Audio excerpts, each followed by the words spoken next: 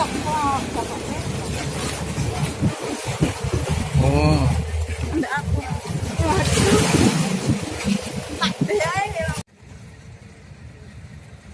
Pangastu, Pangastuti.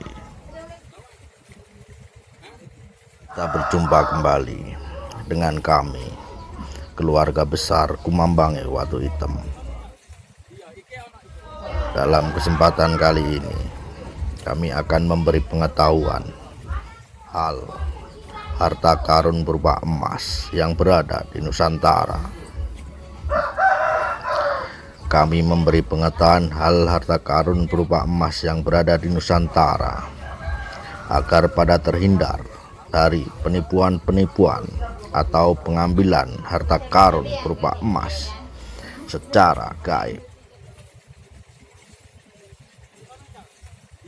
Langsung kami mulai saja. Ada tak harta karun berwujud emas yang berada di Nusantara ini? Tentu saja ada, tapi perlu kalian ketahui dan sadari, itu bukan barang gaib. Jadi jangan memakai jasa orang yang tahu hal gaib jika ingin mencari itu. Jika kalian memakai jasa orang-orang yang tahu hal gaib, bersiap-siaplah, kalian akan tertipu.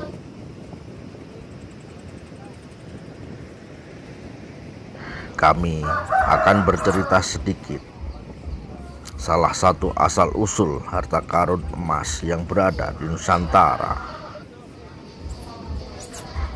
Salah satunya ialah peninggalan dari Belanda.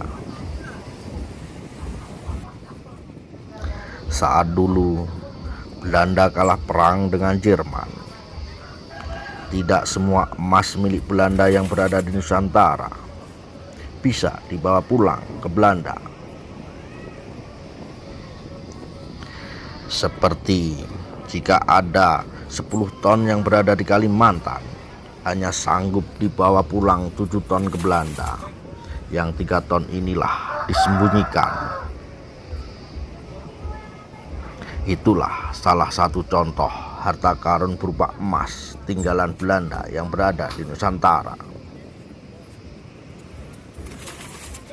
Selain itu, ada lagi, yaitu saat dibawa oleh kapal-kapal Belanda, seperti dari Aceh mau ke Belanda, dibawa dengan 10 kapal, tapi 3 kapal itu tenggelam sebab badai atau alasan tertentu yang masih di wilayah Nusantara.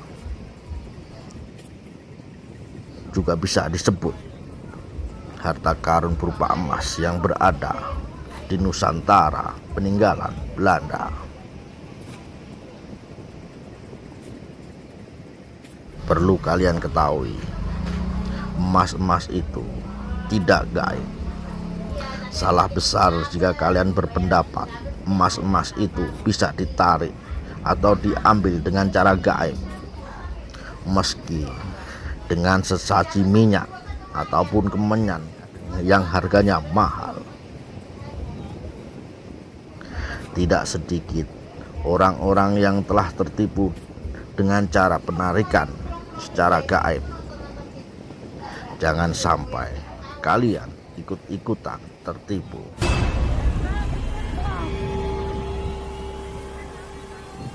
Tidak salah orang punya hobi memburu harta karun, tapi akan kesalahan saat memburu harta karun itu tidak memiliki bekal ilmu yang cukup tentang apa yang diburu,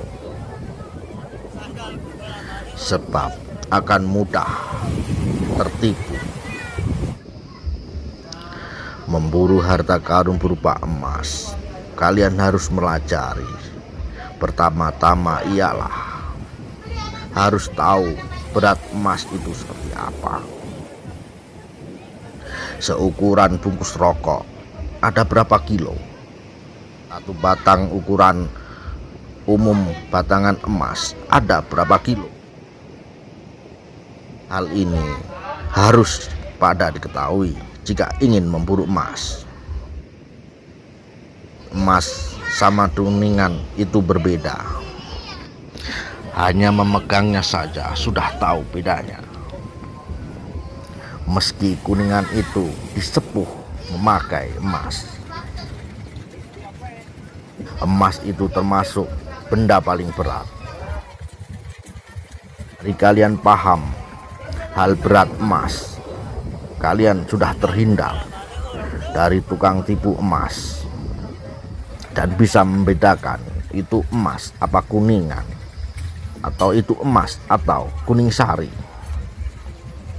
yang sering digunakan dalam praktek-praktek penipuan. Dan kalian bisa menilai omongan orang hal emas hanya dengan cara bertanya, satu batang emas yang mereka ceritakan itu ada berapa kilo dan sebesar apa. Emas tinggalan Belanda punya tanda-tanda khusus atau simbol-simbol khusus di batangannya. Tak mungkin kan emas tinggalan Belanda bergambar Soekarno? Hal-hal simbol yang berada di emas batangan milik Belanda tidak bisa kami beritahukan agar tidak disalahgunakan buat penipuan.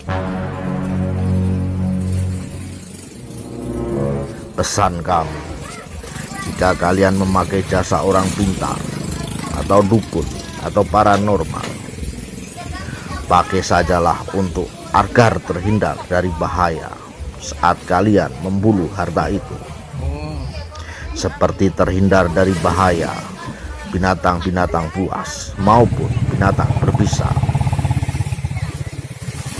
dan juga terhindar dari bahaya dari perangkap-perangkap dan sejenisnya yang ditanam untuk melindungi harta yang diburu itu.